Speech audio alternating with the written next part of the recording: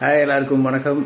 நம்ம ஏகே கலைக்கு அஜித் அவர்களுக்கு வந்து பத்மபூஷன் விருது கொடுத்துருக்காங்க சென்ட்ரல் கவர்மெண்ட்.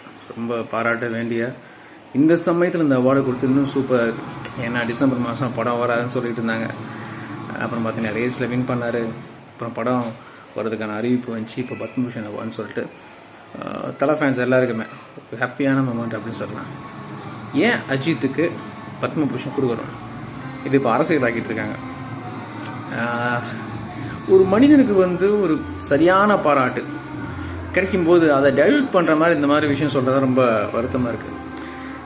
சினிமாவை தாண்டி நிறைய இன்ஸ்பிரேஷனான விஷயங்கள் பண்ணிகிட்ருக்காரு. 2018 எம்ஐடி போஸ்ட் ஸ்டூடெண்ட்ஸுக்கு வந்து ஒரு முக்கியமான ஒரு ப்ராஜெக்ட்டுக்காக அந்த ட்ரோன் சம்மந்தமாக கொடுத்த ட்ரைனிங், ஒரு கெஸ்ட் லெக்சர் மாதிரி அவர் போய் பண்ண விஷயம்லாம் பார்த்திங்கன்னா நிறையா ஒரு எப்படி இன்ஸ்பைரிங்கான விஷயம். ஸோ அந்த மனிதருக்கு கொடுத்த பத்மபூஷன் அவார்டு வந்து விமர்சனத்துக்கு அப்பாற்பட்டது.